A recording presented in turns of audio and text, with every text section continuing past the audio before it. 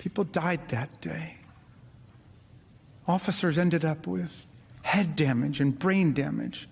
People's eyes were gouged. An officer had a heart attack. An officer lost 3 fingers that day. 2 officers have taken their own lives. Senators, this cannot be our future. This cannot be the future of America. We cannot have presidents inciting and mobilizing mob violence against our government and our institutions because they refuse to accept the will of the people under the Constitution of the United States. It's been almost a year and a half since Maryland Democratic Congressman Jamie Raskin led the second impeachment trial of Donald Trump for inciting the January 6th insurrection. Congressman Raskin is now a key member of the January 6th committee, which is kicking off its public hearings 24 hours from now. Congressman Raskin, thank you for making time to join us tonight. I really appreciate Chris. it. Let me start with the polling context for this. I mean, look, again, I work, we've talked about this, I work in a business that is the news cycle business, that is the attention business, and it is hard to keep people focused on things, and lots happen in our world. But if you look at polling from Quinnipiac, you know, back in August 2021, you say, like, should it never be forgotten, January 6th, or is it time to move on, which is sort of a forced choice? And what you see is that, like, we're getting closer to 50-50 on should never be forgotten versus it's time to move on. How does that inform what your committee's doing with these public hearings? Well, people will come to understand that this is an ongoing struggle that we're in. I think it was Congressman Mo Brooks who said not long ago that former President Trump is still trying to get GOP politicians to rescind the election. And of course, there's an ongoing assault on voting rights and the integrity of our elections taking place around the country. But look, to my mind, it goes to the question of how exactly these hearings will be different from what the country saw during the second impeachment trial of Donald Trump in the Senate. And that series of events and discussions that we had focused on one guy, Donald Trump, and one crime, inciting insurrection against the Union. Our charge today in the Select Committee is far broader than that, because we're not looking at one crime, we're looking at multiple crimes, and we're looking more generally at the assault on democracy. Now, inciting insurrection had to do basically with the mob and the domestic violent extremist groups that had been mobilized against the Congress and the Capitol and the Vice President.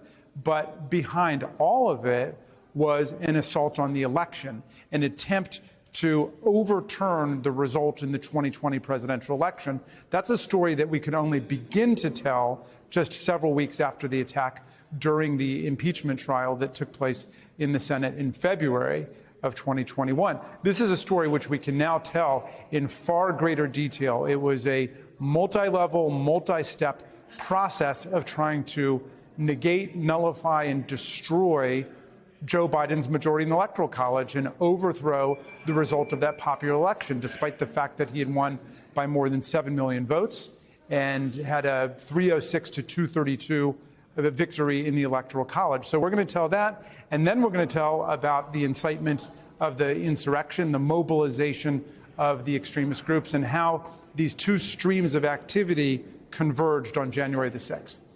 Yeah, there's another challenge here as someone who, again, who has reported and covered this quite closely. This is my colleagues at NBC News writing this, that so much about the failed coup is already known that many Americans may see no compelling reason to watch. Text messages published recently by news outlets revealed how then President Trump's allies contrived to keep him in power after his defeat in 2020 election. Recordings of House Republican leader Kevin McCarthy's private phone calls showed just how alarmed he was by Trump's actions, and on and on and on. We've gotten an avalanche of information. Are there new things to learn? Well, I think that the whole comprehensive story has not been told at all. We do have, leaks or appearances of particular details. There were counterfeit electors out there. There were connections between different of the domestic violent extremist groups. The tweets exhorted the mob at pivotal moments, but I don't think anybody's put the whole thing together. Certainly, it is eye-opening for me to see the story that we are about to tell America. And you're right, Chris, it's not an Agatha Christie whodunit, as I think you and I talked about before. We know who done it, but we don't know exactly how they done it. And that's what we're going to do. We're going to explain exactly how it happened and why it happened. And also, we need America to know that this is an ongoing assault on the democracy. And so, this is deadly serious business for us. We're in the middle of a process of fortifying democratic institutions and democratic values. Yeah, there are a number of audiences here. One, obviously, the public. But I do think about the audience of the folks that you serve with, the members of Congress, particularly Republican members of Congress, most of whom were there that day. If you have any faith that there's some part of them that's reachable, obviously there's a few, right? There's 2 on your committee. There are some others. But whether you think there's a part of them that's reachable, just to remind them of what their feeling was that day in the aftermath, which was the correct instinct. Well, it's interesting. One of my Republican colleagues, who's not on our committee, told me about 15 minutes ago, before he came out to talk to you, Chris, that he was a little bit jealous that I was on a bipartisan committee where the two sides were actually working together. And it has been an amazing, remarkable experience because, most of America is familiar with hearings on Capitol Hill being a series of combative diatribes and mutual denunciations. And suddenly we have a committee where everybody is working for one purpose, which is to arrive at the truth.